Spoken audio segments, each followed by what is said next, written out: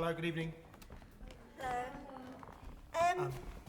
Graham, could you bring up the house lights, please? Thank you. Thank you. Thanks, Graham. Sorry to interrupt the start of the show. It's just that we felt the need to apologise to any of you who had trouble getting into the building this evening. Yeah, well, I don't know if any of you know, but this show's caused a little bit of a media storm. And there's still a few people, albeit in the minority, who feel a little bit uncomfortable with what's going to happen here. And unfortunately, they decided to demonstrate this evening. Yeah, we've had reports of people, protesters, I guess you could call them, throwing eggs at people entering the building and in some cases, human excrement. And if any of that did hit you, then we can only apologise and hope you've had time to clean yourselves up and get yourselves sorted. Yeah, I mean, we truly apologise on behalf of the production, don't we? Yeah. But enough about them. You, ladies and gentlemen, you're the brave few who've elected to be with us tonight. Yeah. You are our champions. You certainly are. You're our champions of society, willing to stick your head above the parapet for the sake of progress. Yeah, well, some of our brave few have fallen at the last hurdle, decided to withdraw from the process, but that's all right, isn't it? Yeah. Because it's their choice. That's fine, Yeah, yeah. yeah. And if any of you feel uncomfortable at any point during the show, please feel free to leave, but try not to disturb anyone around you. Okay? Thank you. So, I think That's it. Mobile phones, can you make sure they're Mobile phones turned off? Thank everyone, you. Everyone got enough drinks? She's reaching for a bag there, look. Just to make sure. Always one. Always one. Oh, no, 2, 3.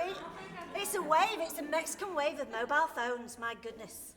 Are we sorted? Yeah, I think Brilliant. so. Lovely. Right, So, let's start the show. let's get on with it. Be brave. Be honest. Be true. And remember, Their life is in your hands.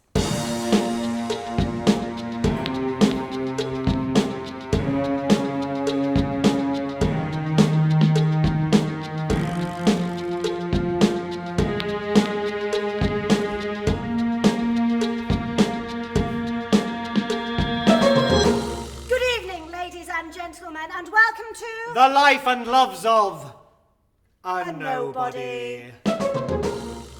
Over the past few months, we have seen literally thousands of people, all auditioning, all with one aim in mind, to be able to sit in this chair. The hot seat that could change somebody's life forever. We've literally scoured the length and breadth of the country. From Land's End to John O'Groats looking for that special someone. We've laughed and we've cried. Oh, it's been tough, sometimes emotional, but more than anything, humbling. But ladies and gentlemen, we have managed to do it.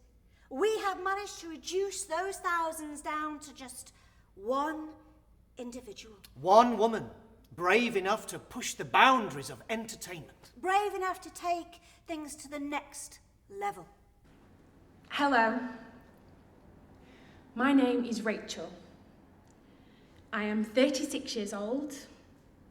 I'm happily married. I have an education and a job. I'm of sound body and mind. And I agree to this. The recording you just heard was Rachel. Because she is the star of our show, but she's not the only one. No, no. Ladies and gentlemen, every one of you are the stars this evening. The decision tonight is out of our hands. It's your vote that counts. But before we begin, we'd like to share with you Rachel's journey, because she's the reason we're here tonight. We would like to show you her story. What we will do is show you a life laid bare, a life deserving of fame, a life where trials and tribulations have been overcome, a life which could lead to triumph and redemption, a life that lies in the balance. Rachel was born in Sheffield in 1977. She works as a nurse in a care home. She's perfectly normal. And from a very early age, she's had a dream. That dream was to become famous. Nothing unusual about any of that. However, she feels that she's missed the boat. She's left it too late. She's never had the opportunity or the courage to pursue her dreams. So we're going to tell Rachel's story in the way It ought to be told. Rachel was born June the 2nd, 1977. But what happens here is 7.5 months earlier. 7.5 months. 1 missed period, 1 pregnancy test. What's this? It's a pregnancy test. I can see that. What does it say? I'm pregnant. Oh, that's a bit of a shock, to be honest. Why? Well, I quite like going down the pub with my mates. And this means I won't be able to do that as much as I want to, even in the 70s. Well, we're having a baby. Right, you don't want to have an abortion? No, not really. Okay, I think I'm going to get very drunk now. I see. And then I'll get more emotionally distant. Well, then I'll shout at you and we'll have some rows. And then I'll leave you. But I'll probably come back at some point in the story. Or to put it another way, Before Rachel was born, there was strife at home. yeah, they were just too young to have a baby. And love doesn't always conquer all. And sometimes life is just a little bit, well, rubbish. Rachel was a miracle baby, surviving against all odds. Her mother barely held on to life as she was subject to blood transfusion after blood transfusion and more emergency operations. She says later, it was only by imagining the face of her beautiful baby girl that she managed to conjure up enough spirit to stay alive. Rachel was born, and she was like any other baby. She cried at night, and she kept her parents awake, and she smelt a little bit of, sour milk. Rachel was normal. She walked at a year. Her first word was no. At 2, she had her first taste of chocolate. She got it all over her face. At 3, she had her first taste of ice cream and her first birthday party. And at 4, she could climb a tree like Spider-Man. At 5, Rachel grew up. Yeah, Rachel grew up. And sometimes she was happy. And sometimes she was sad. Rachel grew up and she lived on the 18th floor of a tower block. And some of the people were quite horrible. And some of the people were quite nice. But she was a toddler in a block of flats, so she didn't actually know most of the people. Rachel grew up in a tower block on the 18th floor, and sometimes the lift was working and sometimes it wasn't. And there was this one time, no, it happened twice. There were these 2 times when the boiler broke down and she got very cold and she had to sleep in all her clothes. But she was comfortably warm most of the time, wasn't she? Yes. And one day her dad came back and he stayed for a while and then he left again. And it went like this. I'm leaving! Please don't go! Stop giving me shit all the time! I don't! You do! You're pissed! That's hardly surprising, is it, considering how much you do my fucking head in? Well, go then! I will! And that was the last time Rachel's mum saw Rachel's dad. But it didn't really bother Rachel. No. I mean, she cried a little, but between you and me, they were probably better off without him.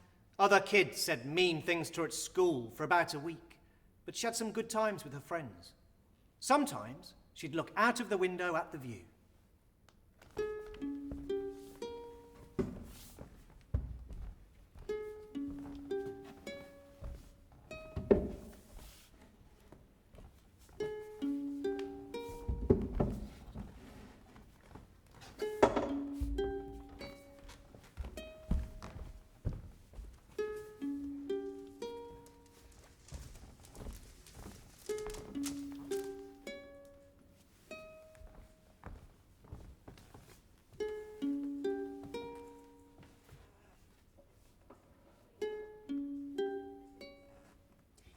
If you stand outside the flats of an evening, you can see the streetlights reflected in the canal. And if you look up to the 18th floor, you'll see a window where the curtains aren't closed and the light isn't on, but there is someone home. Because occasionally light flickers out into the night. And if you look at the other floors, the same thing is happening there too, and it looks as if the block of flats is blinking at you. And if you're daring enough to walk up to the flats and shimmy up the drain pipe and hold on and lean in and look into the window on the 18th floor, you'll see a little girl curled up on the sofa with a bowl of popcorn, absorbed in the TV in the way only little kids can be. Her mum's in the kitchen. She's in the kitchen a lot. The jobs won't do themselves, she says. There seem to be a lot of jobs. But Rachel doesn't mind. She likes it here. She doesn't feel lonely. She really likes the lady on the telly. She's seen her before. She's one of her favourites. She's so pretty and funny and happy, and right now she's wearing a cowgirl outfit and singing about how windy it is someplace. She likes it best when she looks like this. Later on, she's going to get into fights and people are going to call her mean, and then all of a sudden she'll start wearing pretty dresses, and then by the end of it, she will have worked out to fall in love with the right man instead of the wrong man. She likes this one, but she likes others too. She likes another one set in the Wild West. That's got a lady in it who sings as well. Only she gets married to her husband straight away. In fact, the first time she meets him, which Rachel thinks is really stupid because how does she know if they're both like the same things? And if it were her, she would ask really important questions like, what did he get for Christmas? And how long can he hold his breath? And how far can he run? And what's his favourite colour? And the lady should have listened to this because now she's just trapped in the mountains. And all her husband wanted her for was to cook and clean and look after his brothers. But she's not stupid. Oh no, she really kicks them into touch, especially when they go and kidnap another 6 women for a whole winter. And then by the end of it, the lady's going to have a baby, and her husband comes back because he'd gone off, or Mardy, but he comes back at the end. Not like Rachel's dad. Rachel's dad didn't come back from the mountains. But the film that she likes the best, she doesn't know the name of the lady in that, but that doesn't matter, because she just pretends to be her. Or sometimes she'll pretend to be one of the 2 men in it as well, because she really likes them. And at the start of the film, the lady pops out of a birthday cake, and she's a really good singer, only nobody knows because she's just a nobody. And then in the middle, there's this imagined dance sequence, which is really confusing because suddenly one of the men starts wearing glasses and a funny hat, and then all of a sudden he then turns into a ballet dancer and starts dancing with this lady that's got really long legs. And Rachel's mum says that those legs were insured for £1 million, which Rachel thinks is an awful lot of money, but she doesn't understand how you could steal somebody else's legs. And then after that, the man who's had the funny glasses on, well, he's in trouble. So what he has to do is stop up all night with his friends talking, and they come up with a really good plan until it all goes wrong. And the curtain is pulled back, and the nice lady is revealed to be singing, and the horrible lady is revealed to be a fake at the front, and the nice lady at the back, because she's nice, she doesn't like it, and she storms out, but it all works out all right in the end. Rachel's sleepy now. Her mum says that she'll hurt her eyes watching TV in the dark. Rachel doesn't mind. She thinks it's magical. And if you stand outside the flats of an evening and you look up to the 18th floor, you'll see a little girl with her face pressed to the glass, looking up at the stars and dreaming before she's even asleep.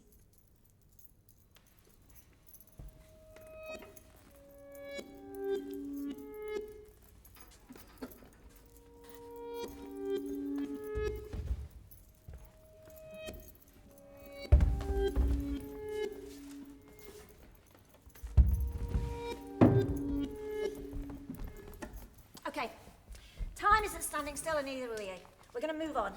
And now Rachel is 14.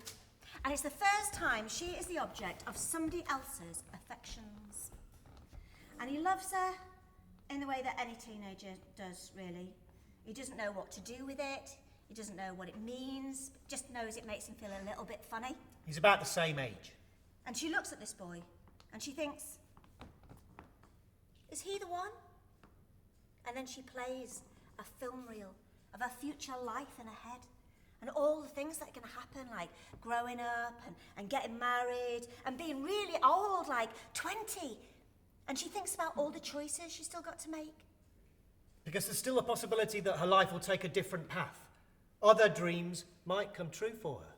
There's still the possibility that at some point, everyone will know her name. Yeah, but that's then, and this is now. And right now, she's faced with a 14-year-old pubescent boy who's got a hard-on for her and brimming with love and passion, and she doesn't know what to do.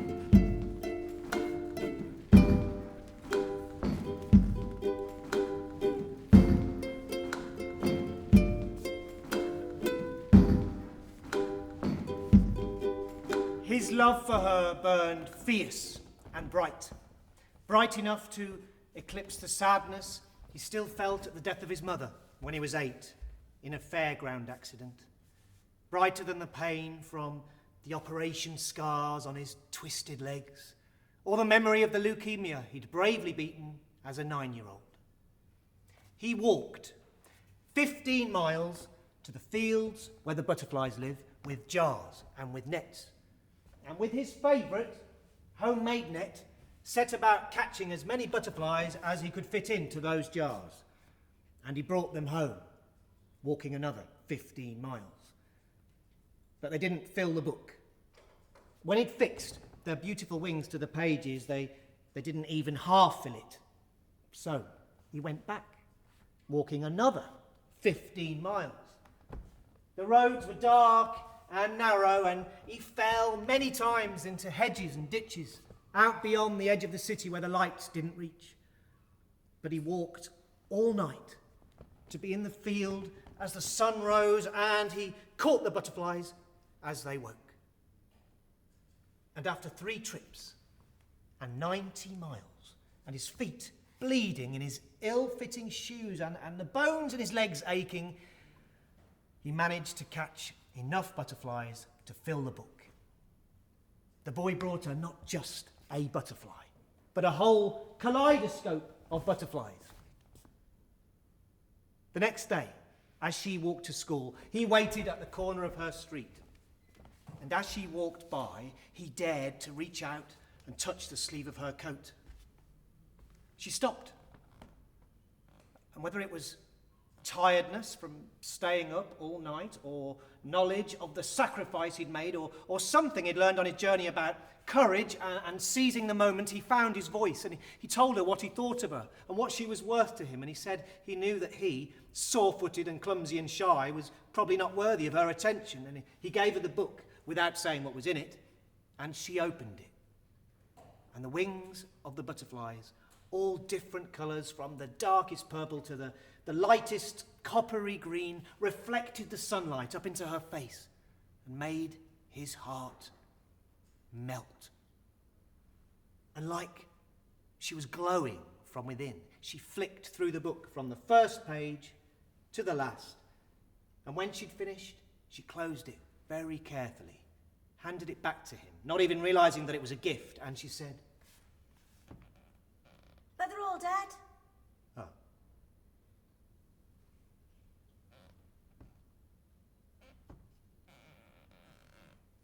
You all right? Yeah? Are you?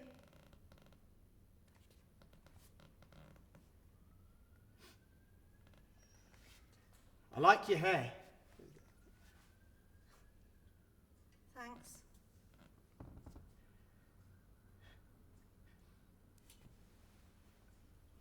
Do you want to go out with me? No, not really. You get my Valentine's card? Yeah, It's padded and in a box. yeah, I know.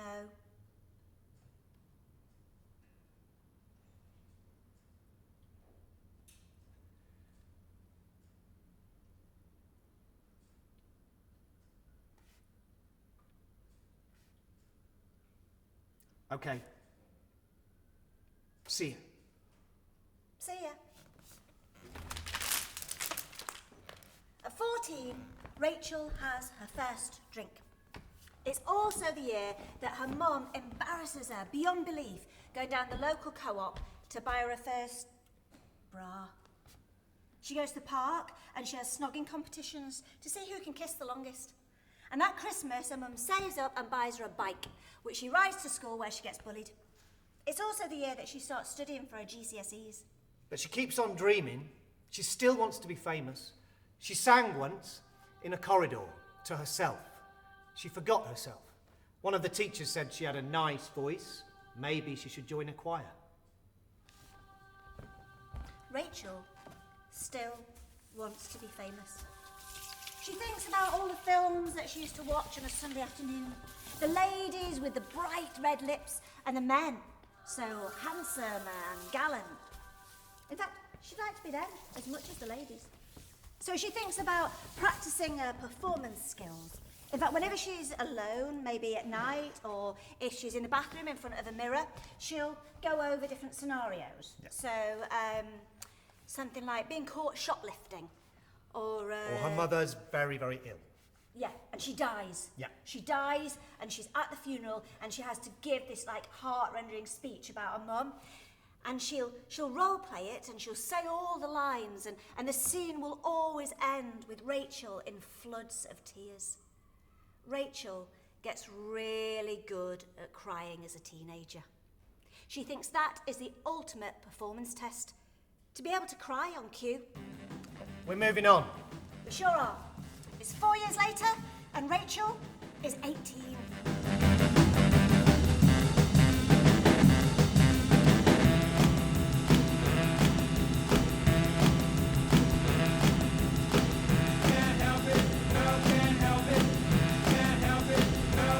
And I'm your first love. Oh yes, I'm 5'7", 15 stone, have pockmarked cheeks from teenage acne, and my love, I'm the one. Okay, you're 7 years older and you work in the local bus station selling bus passes to little old ladies. And, well, I fall for you. You make me laugh. I pop your cherry. You wear two-tone shoes. Well, I'm into rock and roll. I fail all my exams, my friends move away and I'm heartbroken. But you make life bearable.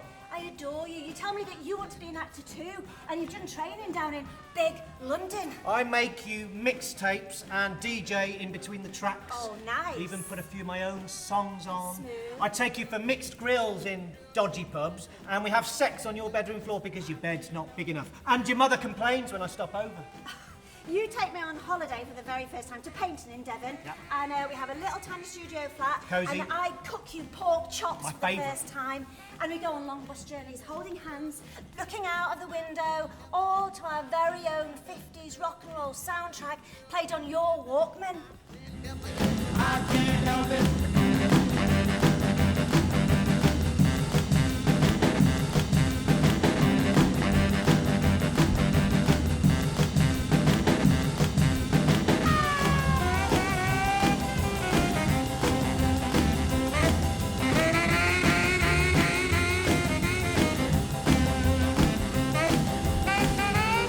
And I really love you. Oh, that's a bit of a jump. Yeah, and jump I do, out of town and ask you to come with me. And do I? Yeah, you're 18. You're having sex for the first time with me. You think you're in love. All your friends have left town. What do you reckon? We run off together and we join the circus. Oh, get lost. What? Well, this is getting ridiculous now. Yeah, I know it sounds ridiculous, but it just happens to be true. The circus comes to town. I manage to blag myself a job as a general handyman, a dog's body, shitty wage, plus a caravan. I'm just in the right place at the right time. You've got to come. I don't know. Think about it. I don't know. This is your chance. Maybe. Have some vision, will you? It's all entertainment. I don't know. Do you want to get stuck here all your life? No. Then come. You know I love you. We're going to move forward again, but not quite so much. How? No. 3 months. 3 months. 3 months. And I want you to imagine that this is a green field and we are on the outskirts of Coventry, just off the ring road. Oh, thanks. We are, in fact, at the circus, stood outside an old-fashioned orange and yellow striped big top, flanked by tatty and faded bunting, which is now beating away against the roof of the tent. And the last few punters are leaving the field, and the grease paint's being removed, and the costumes are being hung, and the animals are being shoved somewhere. Because it's that time of night, 10 o'clock. Half an hour after the last sword has been swallowed, the last dog has been twiddled on a stick, and the last, wow, gasp of amazement has faded into the damp night air. Yeah. And when the lights are turned off, so is the magic, and it becomes a very lonely, depressing place.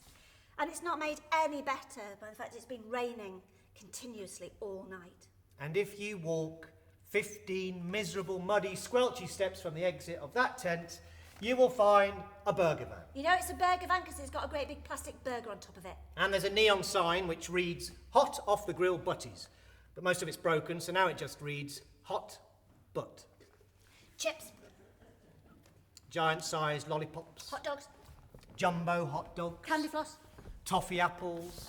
cups of tea, not very Egg good. baps. This is where you'll find Rachel, spatula in hand, scraping away at the last remnants of congealed fat on the hot plate. She puts down her spatula and she lets out a louder than normal sigh. She reaches for the cloth under the counter and she rubs her forehead, attempting to get rid of the grease that's been accumulating there over the weeks. She leans over the counter and she looks up at the stars. She does. She looks up and she wonders what went wrong. I shouldn't be here.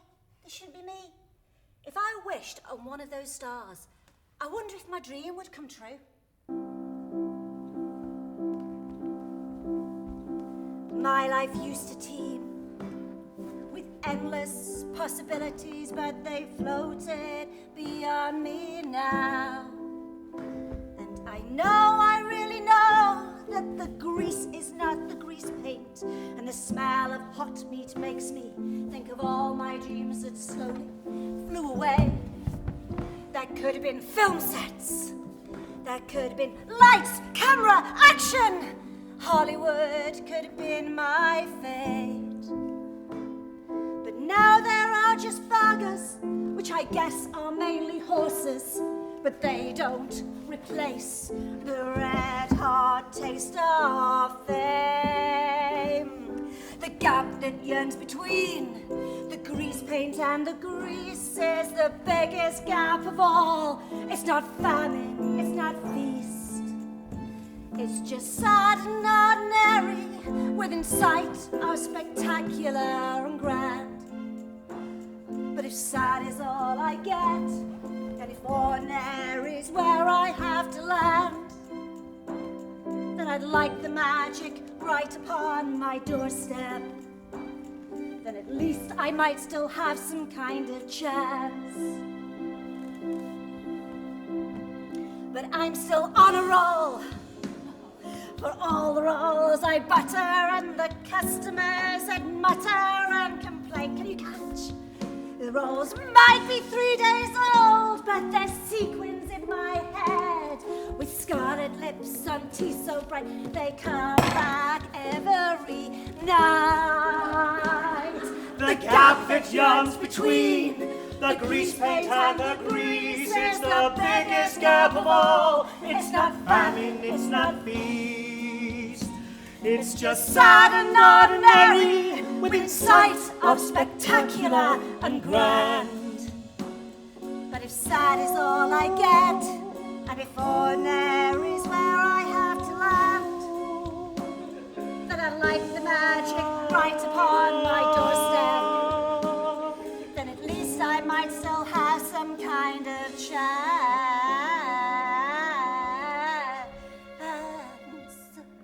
She lasted 5 months. Now, 5 months doesn't seem like a long time now, but it did back then. 5 months in a cramped caravan with a fat man who smoked and who snored and who lied to her. 5 months of fending off illicit gropes from the rest of the team. 5 months of feeling cold and never quite being able to wash the stink of chip fat from her hair.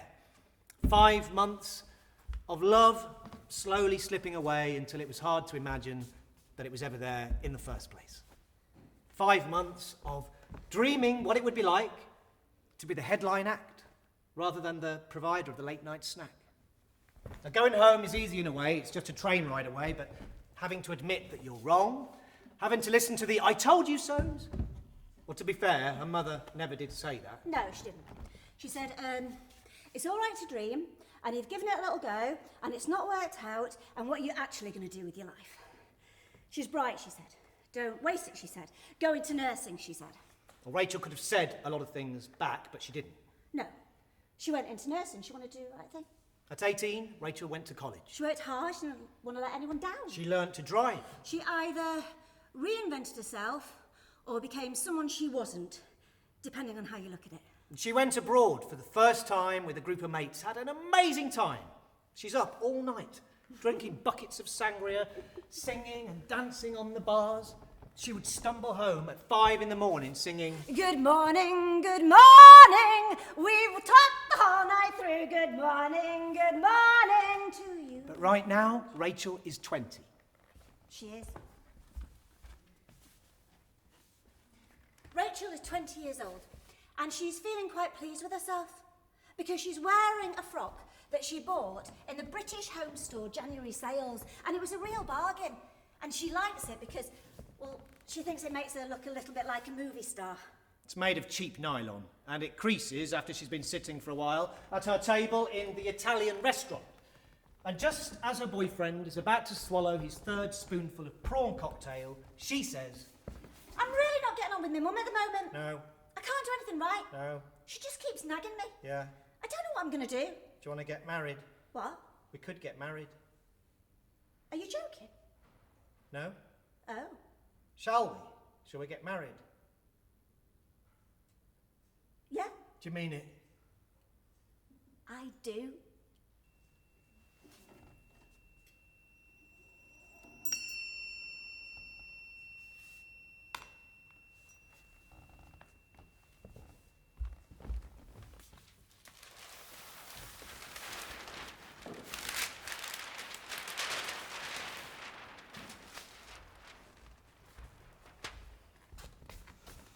A A house. house.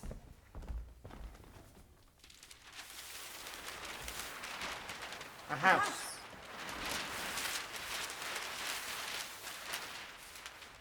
A house of their very own. She carries him over the threshold, laughing as she wobbles and bangs his head against the wall.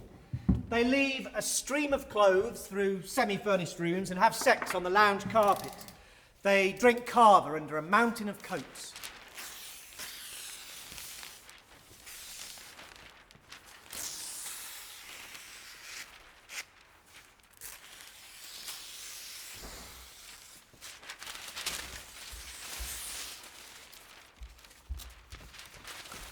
The rooms echo due to lack of furniture, and there's a bit of damp in the bathroom. And in the living room, there's a sofa where you'll find a pile of unopened wedding presents.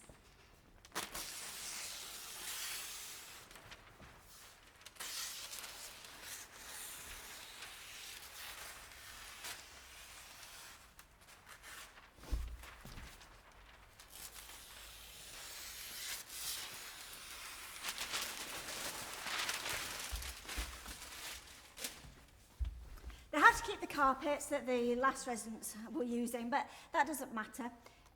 In the kitchen, all the white goods are on the Never Never, and the cooker is electric. But actually, none of that matters. This is their home, their castle.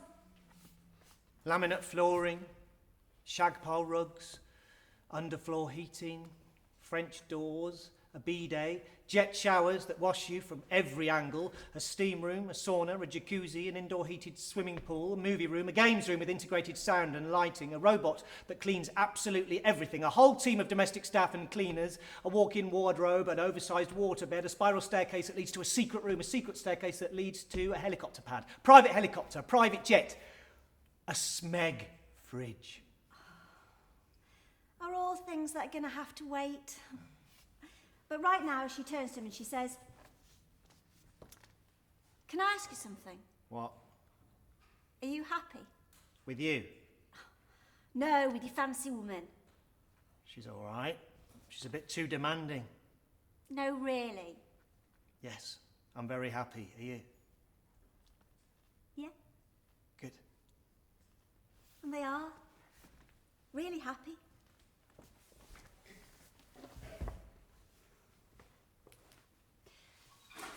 We used to go out every Friday night.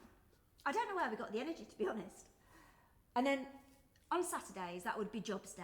So we'd clean the house, we'd do the shopping. If we were like decorating, we'd do a bit then, or the gardening.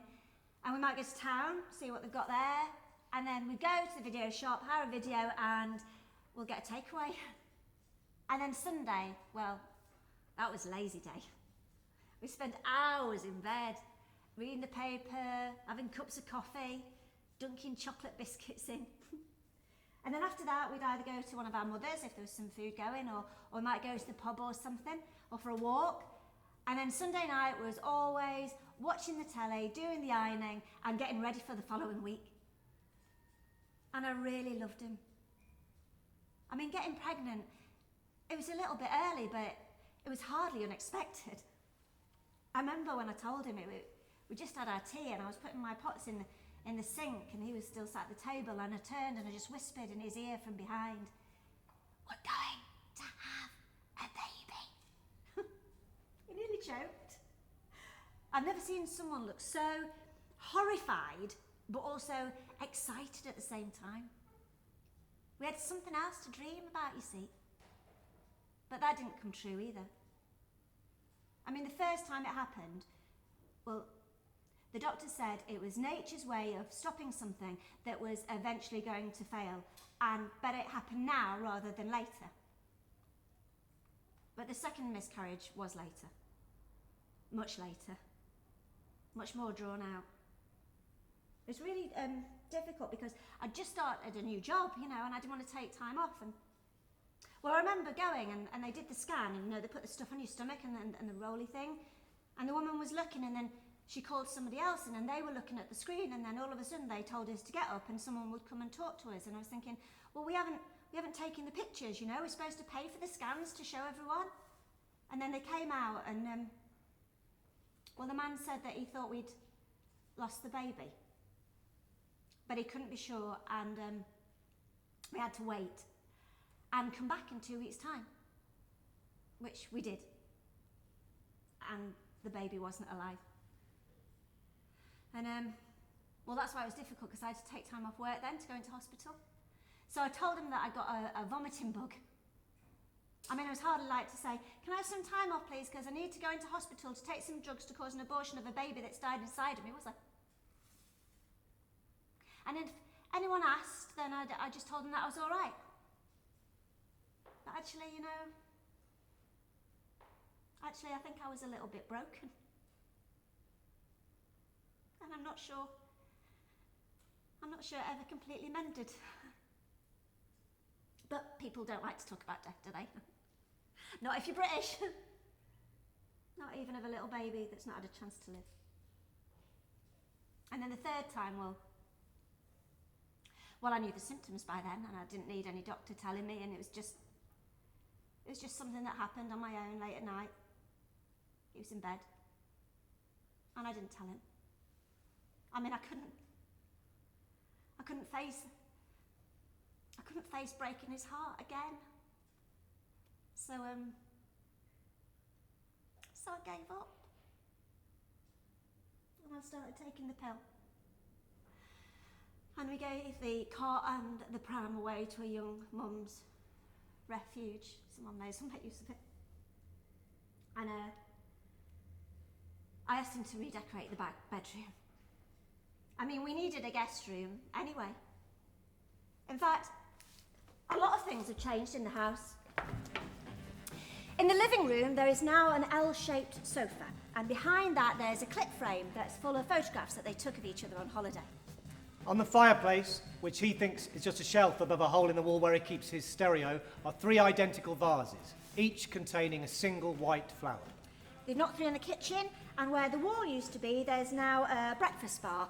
And on the opposite wall, there's a cabinet from IKEA, and from it hang bunches of dried chilies that they bought together in a market in Budapest. And the fridge, which is now from John Lewis's, is covered in fridge magnets. She hates them, but her friends and family think she collects them. She doesn't. She's just too polite to say.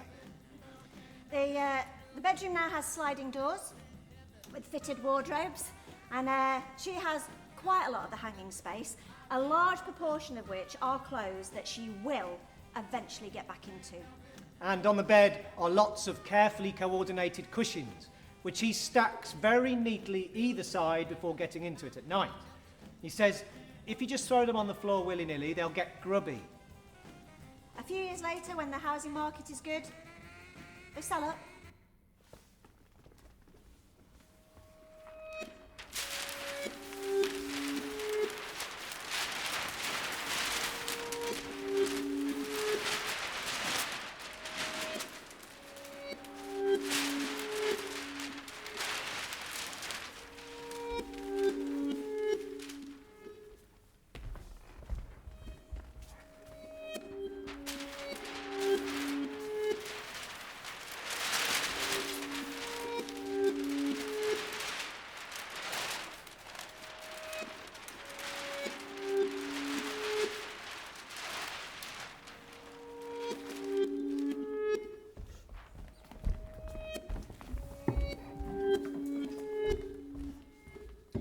some ways, life gets a little bit easier, and in other ways, it gets a little bit more difficult.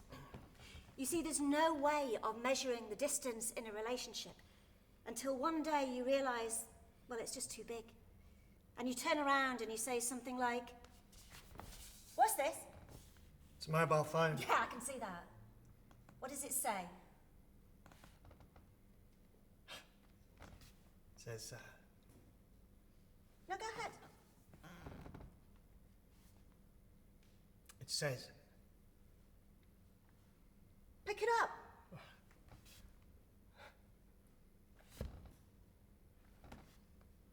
Read it! It says, "I'm still wet from last night. She's lucky to have you." Can I ask you something? What? Are you happy? With you? No. No, with your fancy woman. Yes. Well, I think I'm going to go and get drunk now. I see. And then I'll become more emotionally distant.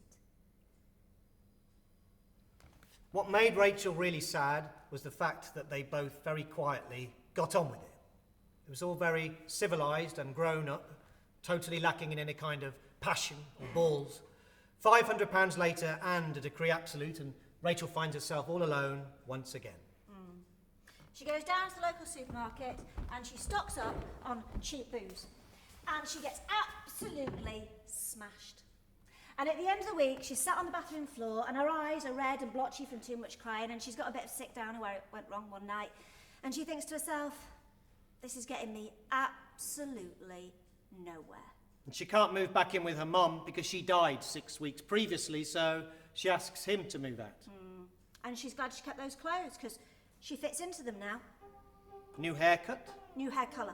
new social life, Absolutely terrified. promotion at work, Oh, bad casual sex. total freedom, A chance to dream a again. flight of fancy. Grounded due to lack of confidence. Would you remember the boy who was obsessed with butterflies? Oh. Butterfly boy. Well, just by chance, one night, they get chatting in a pub. And the chatting leads to... More chatting. which leads to... A lager and lime. which leads to... Thursday night down the local tandoori all-you-can-eat buffet. which leads Going to... to the cinema. which leads A to... weekend away. which leads to... Really awkward sex during which she gives him a number of reasons why she can't go out with him, one of which is that he's got a really big head. Well, luckily for Rachel, knights in shining armour don't always ride horses. Sometimes they drive a Golf Plus and have a head that's slightly too big for their body.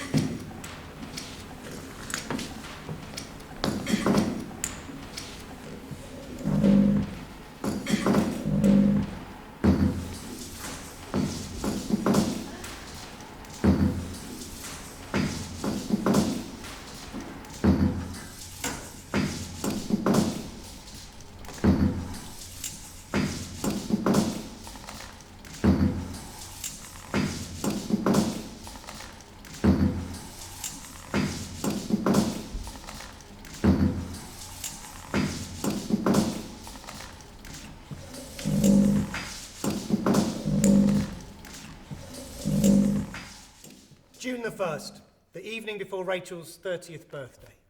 And as the evening fades into night, we find Rachel nursing the sick and the elderly, spooning soup into the mouth of a lady soon to depart this world.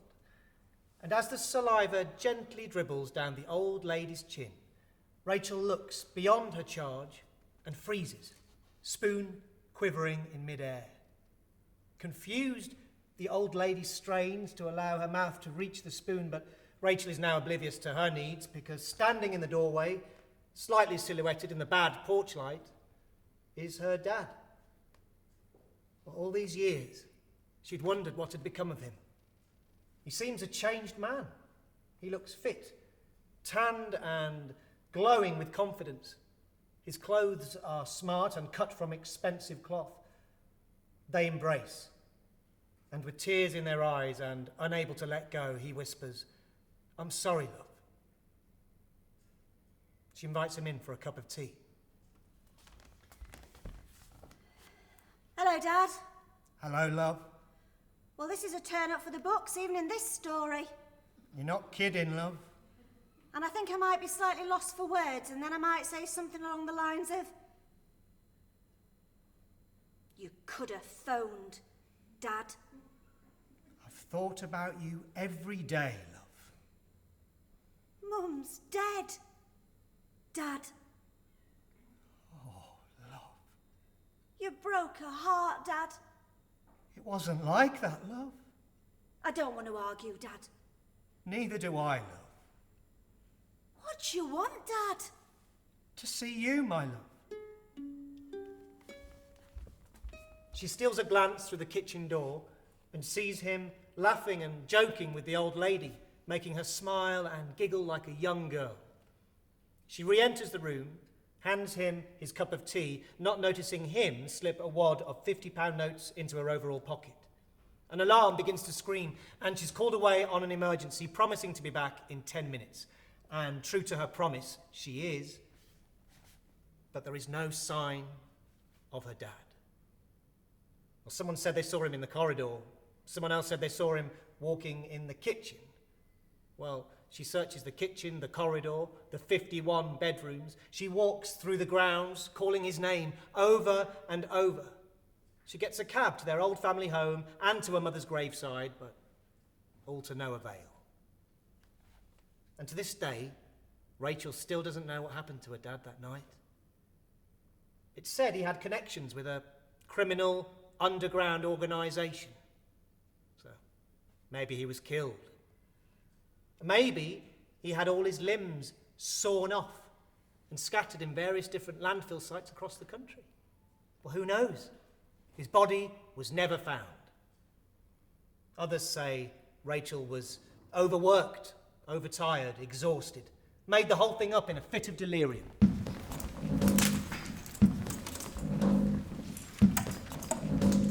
But right now, Rachel is 36, and life just continues. Just normal, everyday life that's really not worth retelling or recounting, not even here. Until one day, she comes across a small advert in the local newspaper that's short, concise, and ambiguous enough to be intriguing. On any other day, any other person might have passed over this ad whilst scanning the person. This ad made Rachel stop. Yeah. She kept the paper and she put it somewhere safe. And then she cut out the advert and she put that in a purse. It was a small seed of an idea, a tiny glimmer of hope. And every now and again she'd take it out and she'd look at it and reread it and she'd think, is this really meant for me? Haven't I already given up? But then at night, this niggling feeling was keeping her awake. You see, the thought of replying to the advert, well, that made her want to vomit. But then as soon as she dismissed the idea, then all of her insides would shout, "Coward." Pretty soon it was all she was thinking about. She was going to have to tell somebody.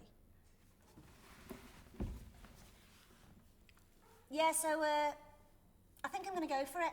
You're joking. Why would I be joking? You've got no experience. You don't need any. Might be porn. Oh, it's not porn. It might be my big break. What about work? What about work? I can take the day off. What do you want to do an audition for anyway? To be famous. Famous for what? Anything. You can be famous for anything these days. Well, go on, MasterChef. You don't understand. Understand what? Me, you don't understand me. I understand you need a reality check. Yeah, well then, I think I'm going to stand over here. And I'm going to tell you all the things that I've done for you over the years. And how you barely lifted a finger. And how your time has always been yours, but mine has always been borrowed. And now it's my time, and I want to do my thing, and then I'm going to end my rant by saying something like, I just need a bit of support. And I'll pretend to listen and look concerned when really I'm listening to the results of MasterChef and say something like, I can do more jobs around the house. You don't understand. I don't want to live my life and then just die. I want my life to mean something. I want people to remember me. Go ahead. Just don't expect me to applaud. It's all I've ever wanted. Oh, rubbish. If it's all you'd ever wanted, you'd have got off your fat arse and done it years ago. Oh, thank you. Thank you. You're my number one fan, aren't you? Yeah, well, I'm not the one who wants to be immortal. You know, I don't know why I even bothered telling you. Why would I think this time would be any different? Well, you know what? I can do this. I can do this on my own. Go for it. I will.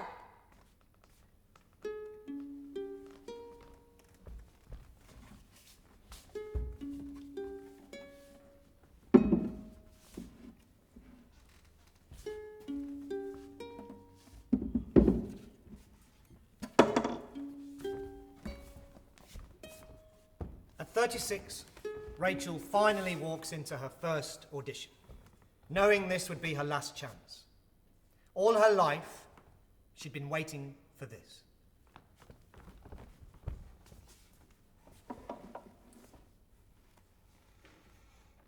Oh, that's a funny question. I didn't expect you to ask that. What do I remember growing up? I remember the lights on the canal. If you saw them from way up above, they looked like stars. They were really pretty. And I remember feeling there was a hole inside of me I don't think other people had. And wanting the world to know if I fell from that window. You know, I think I was aware growing up, not even growing up actually, as an adult, of this untapped potential inside of me. In fact, not even untapped, just lying there. But life just got in the way. Choices I made got in the way, and I made some really bad choices. That's all part of the journey, isn't it? I mean, you learn from your mistakes. In fact, if you wanted to have me, then I could be like a public information announcement, and everyone could learn from me. If you wanted to. And I remember thinking I could fly. I could fly. And I would imagine myself being at the window, and I'd step onto the windowsill, and I'd open the window, and I would step out, and the air beneath me would be like a trampoline, and I would bounce up and up and up, and I'd fly, and I'd only fall when I wanted to, at the speed I wanted to, when I wanted to. And we don't all dream about flying, you know. No. They say it's common, but it's not. We can't all be authors of our own escape, otherwise we wouldn't need to watch other people do it, would we? I think also in life, you know, I'm aware that, well, some people are leaders and other people are followers. And, well, I've spent a good portion of my life just walking in the footsteps that other people have made for me. But now it's my time. My time to shine. And I'm ready to make my mark, one that's permanent, you know? And if you pick me, you know, I'll give 110%. You know, apart from getting married, I think this could be the most important day of my life. I really want this. And I know some people they'll say it's selfish, you know, they will. Some people won't like it. Some people think it's overdramatic. Something morally wrong, maybe. Might cause a stir, I know that. But do you know what? They don't know my life. They don't know what it's like to be me. Getting up every morning. Getting out of bed. Walking into the bathroom, looking in the mirror and just seeing disappointment.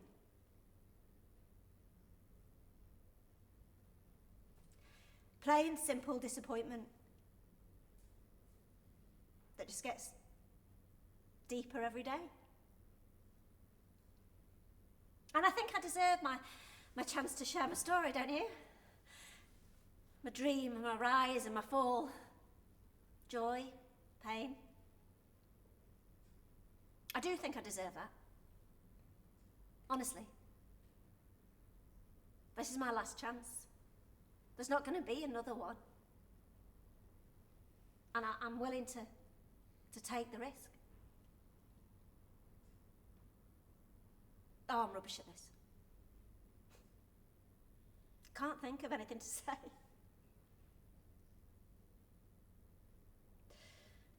Okay,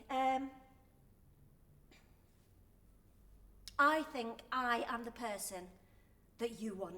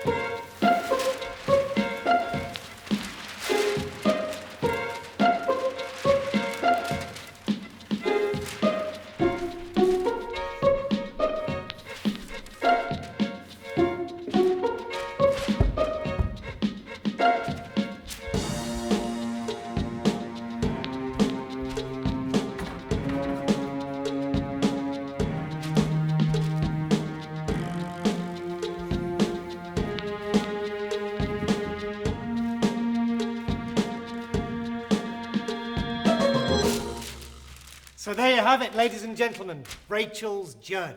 We told you we would show you her story, and we have all of her backstory right up until this very evening in Hartlepool.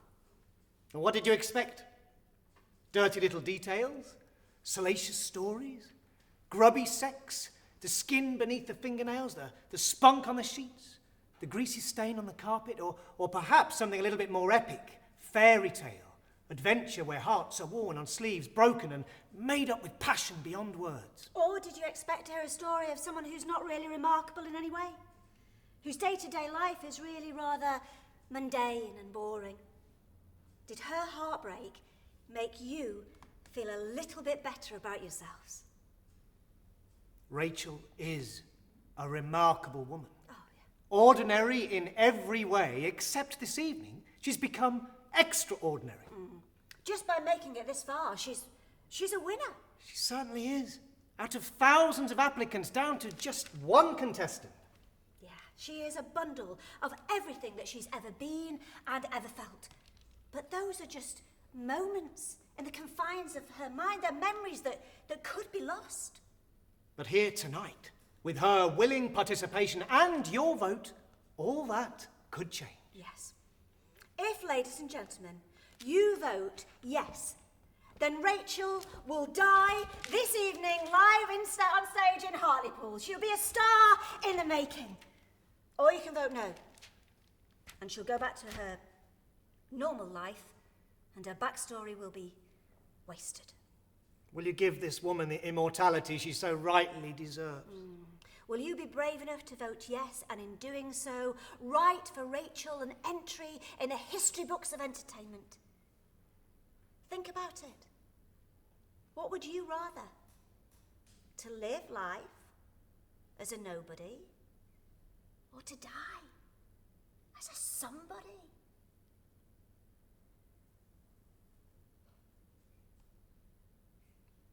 So, she will sit here, approximately here. She's obviously free to move the chair. Nothing about this is coerced. No.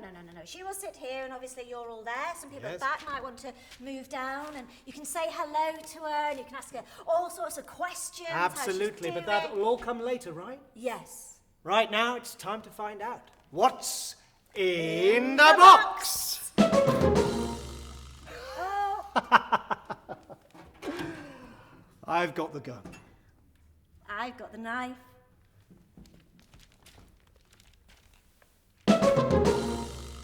Now, I had a little word with Rachel backstage earlier, and, well, you know, I must say... How's she doing? Oh, she's doing amazingly well, Yep, you know. yep. She's meditating, she's taking power juices. Incredible. Oh, it's amazing.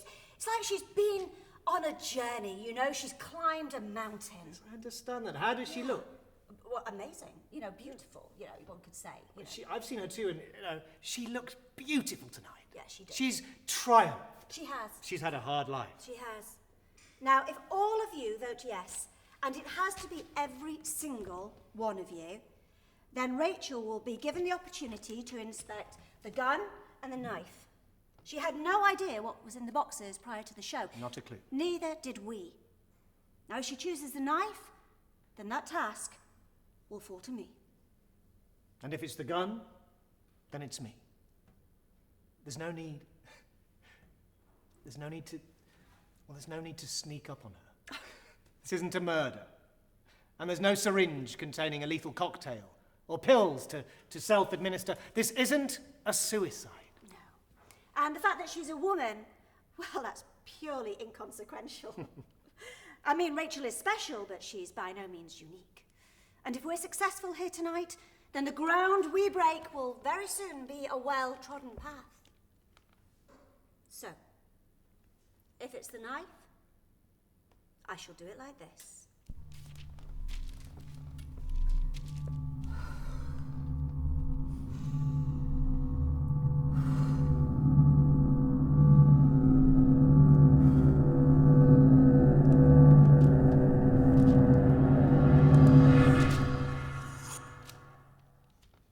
Once across the throat, once in the heart. And if it's the gun, same deal, heart and head. So, ladies and gentlemen, it's the moment of truth, the moment that you have all been waiting for. It's time to vote. Be brave, be honest, be true, and remember, Her life is in your hands.